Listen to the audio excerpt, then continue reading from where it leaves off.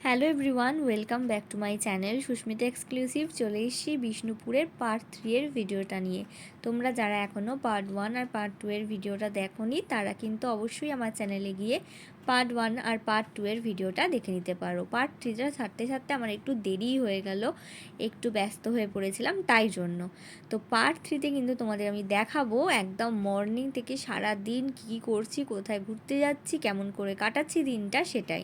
সকালবেলা 5টার সময় উঠে চান ফান করে রেডি হয়ে গেলাম। এখন 6:30 বাজতে যায়। এখন আমরা রুম ছেড়ে বেরিয়ে পড়ছি, যাব হচ্ছে বিষ্ণুপুর বাস স্ট্যান্ডে। 6:30টার সময় বাসের টাইমিং আছে। এখানে বাঁকুড়া যাওয়ার বাস 10 মিনিট ছাড়া ছাড়াই আছে বিষ্ণুপুর বাস স্ট্যান্ড থেকে। তোমাদের এই লজের নিচের একটা ছোট্ট ভিউ দেখিয়ে দিলাম, একটু দাঁড়িয়েছিলাম বলে তাই জন্য।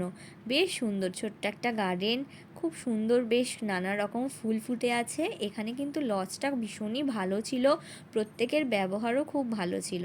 তো লজ ছেড়ে বেরিয়ে পড়ে আমরা কিন্তু উঠে পড়লাম টোটোয়। তারপর চলে এলাম 5-7 মিনিটে বাস স্ট্যান্ডে। বাস স্ট্যান্ডে 2-3 মিনিট দাঁড়ানোর পরই উঠে পড়লাম আমরা বাসে। তোমরা যারা বিষ্ণুপুর থেকে বাঁকুড়া যেতে চাও তারা বিষ্ণুপুর বাস স্ট্যান্ড থেকে বাঁকুড়াগামী যে কোনো বাসে উঠে পড়তে পারো। 10 মিনিট ছাড়া ছাড়াই বাস রয়েছে।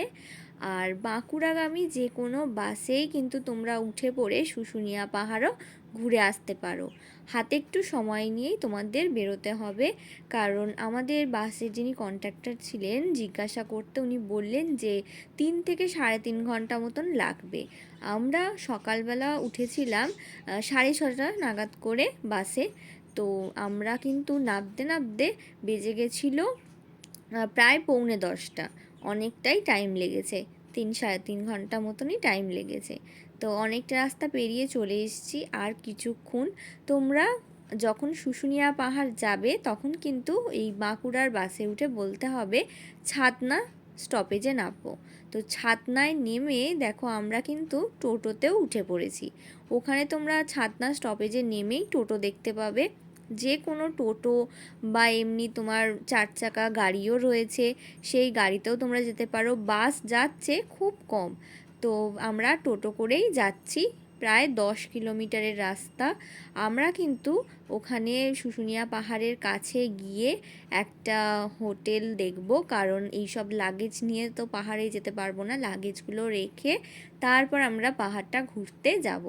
আমাদের বেশ অনেকখানি কিন্তু টাইম লেগেছে, যেহেতু টোটো করে যাচ্ছিলাম বেশ আস্তে আস্তে কিন্তু নিয়ে যাচ্ছিলেন। আর দুদিকে খালি গাছ, যেদিকে তাকাচ্ছি খালি সবুজ আর সবুজ, আর তার সাথে পলাশ ফুলের গাছ। টোটো করে যেতে যেতে দূর থেকে আমরা পাহাড় দেখতে পেলাম, দারুণ লাগছিল। এখানে পাহাড়ের কাছাকাছি অনেকগুলোই লজ আছে, তবে রেট কিন্তু ভীষণই বেশি, কারণ এখানে দেখলাম হোটেলে বেশি কেউ থাকে না, সবাই কিন্তু ওই গাড়ি ফাড়ি বুক করে আসে, ঘুরে আবার চলে যায়। সেই জন্য আমরা একটা কম রেট দেখেই একটা হোটেলে সব লাগেজগুলো রেখে দিলাম আর টিফিন সেরে নিলাম, কচুরি, চপ আর তরকারি।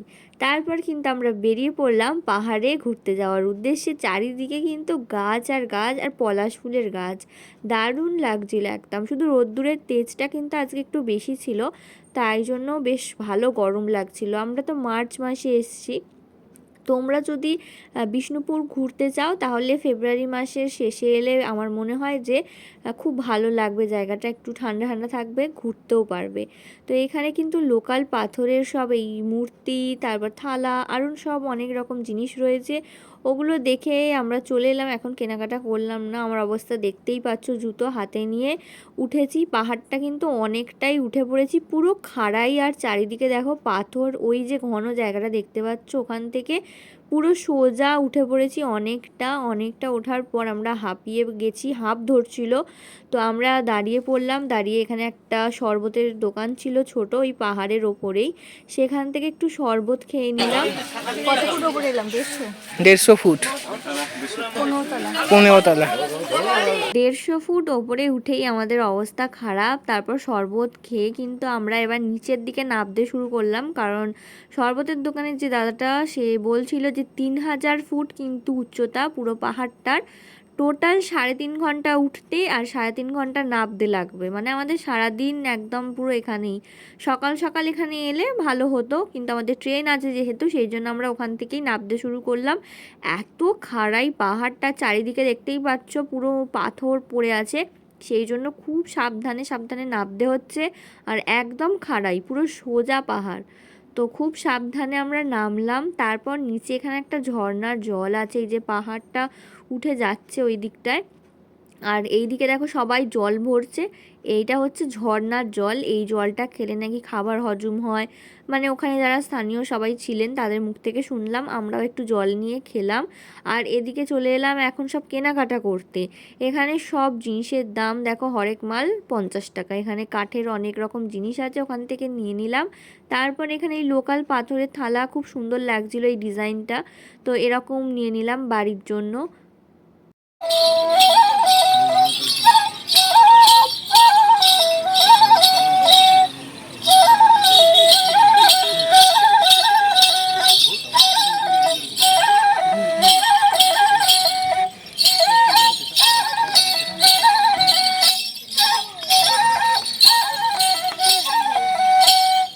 yabudo pun jana makana bunga buru talare yabudo pun jana makana bunga buru talare bunga buru babun bagi di chala ae bunga buru babun bagi di chala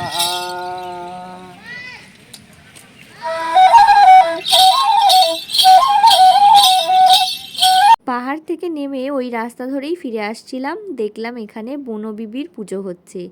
এখানে কীরকম পুজো হয় সেটাই কিন্তু আমিও দেখলাম, তোমাদেরকেও দেখিয়ে দিলাম।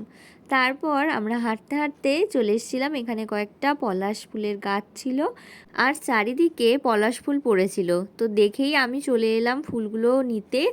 অনেক ফুল পড়েছিল, যেগুলো ভালো বেছে বেছে থালা নিয়েছিলাম পাথরের, তার মধ্যে রাখলাম। দেখা যাক বাড়ি অবধি ঠিকঠাকভাবে নিয়ে যেতে পারি কি না। এখানে হার, তারপর মাথার এরকম পলাশ ফুল দিয়ে বানিয়ে দেয়, কিন্তু এখন দেখতে পেলাম না। খুব গরম, রোদ্দুরটাও খুব উঠেছে সেই জন্য, আর বেলাও হয়ে গেছে, 12:30 বেজে গেছে। তো এখান থেকে আমরা কিন্তু বেরিয়ে পড়বো লজের সামনে কিন্তু এসে। তারপর আমরা উঠে পড়লাম বাসে, সব লাগেজ ফাগেজ নিয়ে বাসে উঠে পড়লাম। দেখো একটা প্যাকেটের মধ্যে নিয়ে নিয়েছি এই পলাশ ফুলগুলো, আর এরকম খুলে রেখেছি, দেখা যাক বাড়ি অবধি ঠিকঠাকভাবে যায় কি না। চারিদিকটা আমার সব থেকে বেশি ভালো লাগে এই গ্রামের দিকে এলে, কুড়ে ঘর, তারপর মানে সরু রাস্তা মাটির, খুব ভালো লাগে।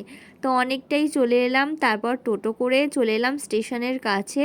আমাদের ট্রেনটা বিকালেই, কিন্তু আমরা একটু দুপুর দুপুর করে এখানেই চলে এলাম, কারণ গরমে আর ভালো লাগছে না, সেই জন্য এখানে চলে এলাম। পাহাড়ের কাছে যে লজে ছিলাম বিশাল গরম, তো সেই জন্য আমরা 1:30 নাগাদ করেই কিন্তু স্টেশনে চলে এলাম। এখানে খাওয়া দাওয়া সেরে নিলাম, আমরা রুটি খেলাম আর ওই দাদারা খেলো ভাত। তারপর আমরা ওয়েট করে সেই 5টার সময় দেখো ট্রেনে উঠলাম। রিজার্ভেশন করেছিল কিন্তু কনফার্ম হয়নি, সেই জন্য দাঁড়িয়ে দাঁড়িয়ে আসতে হলো। কীরকম ভিড় হয়েছে খালি ট্রেনটায় দেখো, রূপসী বাংলা। এতটাই ভিড় হয়েছিল যে ওই দাদা দিদি বাচ্চাটাকে নিয়ে নেমে গেল, ওরা পরের দিন ফিরবে। আর আমরা কিন্তু ওই ট্রেনে করেই এলাম, দাঁড়িয়ে দাঁড়িয়ে এলাম। নামলাম 8:30 9:45 করে সাঁতরাগাছি স্টেশনে। সাঁতরাগাছি স্টেশন থেকে তারপর আবার রামতলা স্টেশনে এলাম, এসে টোটো ধরে বাড়িতে এসেও কিন্তু ক্লান্ত হইনি, কারণ গিফটগুলো সব বার করতে হবে, সেই জন্য খাওয়া দাওয়া সেরেই কিন্তু বসে গেছি গিফটগুলো বার করতে। বাড়ির সব ছোটদের জন্য এনেছি, তো সেই জন্য এখনই বার করে দিলে ওদের ভালো লাগবে। আর এতই ভিড় ছিল ট্রেনটায় যে কিছু কিছু মাটির জিনিসের একটু ধার নয়, এটা ওটা এরকমভাবে কিছু কিছু ভেঙে গেছিলো, তো সেগুলো আমি আবার ঠিক করলাম। এতটাই ভিড় হয়েছিল যে কি বলবো, তো সেই জন্য রিজার্ভেশন ছাড়া আর কিন্তু আমরা কোথাও যাচ্ছি না, একদম ঠিক করেই নিয়েছি। চলো আজকের মতো ভিডিওটা এখানেই শেষ করছি, আশা করছি তোমাদের ভিডিওটা ভালো লেগেছে। ভালো লেগে থাকলে লাইক শেয়ার কমেন্ট করতে একদম ভুলো না, আর যদি চ্যানেলে নতুন হয়ে থাকো চ্যানেলটাকে অবশ্যই সাবস্ক্রাইব করে দিও, আর পাশে থাকা বেল আইকনটাও প্রেস করে দিও, যাতে নতুন নতুন ভিডিও আমি আপলোড করলেই তোমাদের কাছে নোটিফিকেশানটা চলে যায়। আজকের মতো ভিডিওটা এখানেই শেষ করছি, সবাই সুস্থ থেকো, ভালো থেকো, আবার নতুন কোনো ভিডিও নিয়ে খুব তাড়াতাড়ি আসছি।